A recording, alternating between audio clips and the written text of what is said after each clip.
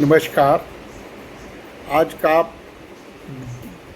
Topic है relation of the buyer and seller, relation with the buyer and seller. इस रिलेशन में हमें सबसे पहले विश्वास और विश्वसनीयता का निर्माण।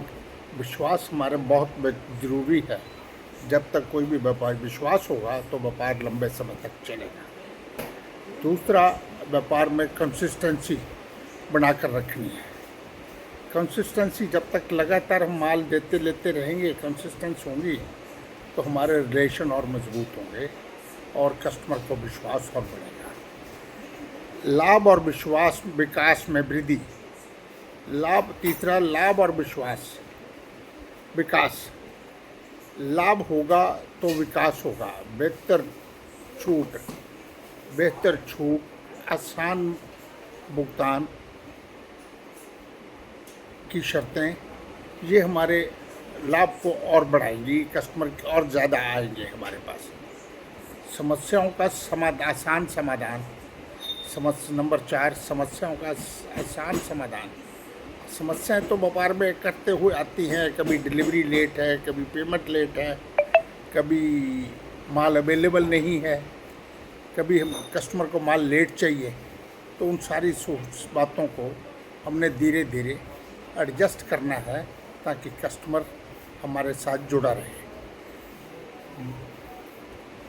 बाज़ार में हमें अपनी छवि अच्छी बनानी है।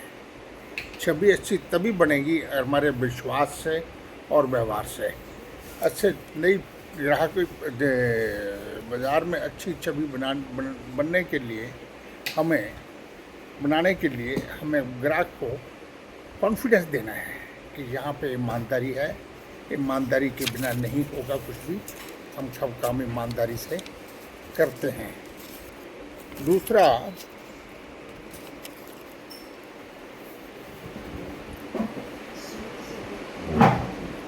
पहला ईमानदारी और ट्रांसपेरेंसी। फिर उसके बाद आएगा समय पर भुगतान और डिलीवरी बिल्कुल टाइम से होनी चाहिए। डिलीवरी टाइम से होगी तभी कस्टमर के आगे सेल बनी रहेगी और वो भुगतान प्रॉपर कर पाएगा।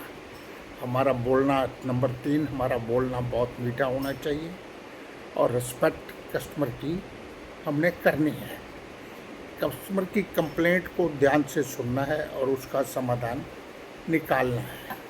रेगुलर हमें उससे टच में रहना है। हर 2-3 दिन बाद, 4 दिन बाद बात करनी है, बात करते रहना है, क्योंकि ये हमारा B2B का मेन बिजनेस है। B2B की बिजनेस में रिलेशन व्यापारी से बना रहना चाहिए।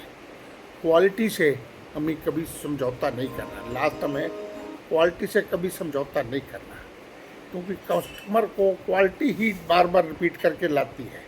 अगर कस्टमर के ज़रा भी क्वालिटी का शक रहेगा तो कस्टमर हमारे साथ नहीं जुड़ा रह सकता। धन्यवाद। आज के लिए बहुत बहुत शुक्रिया।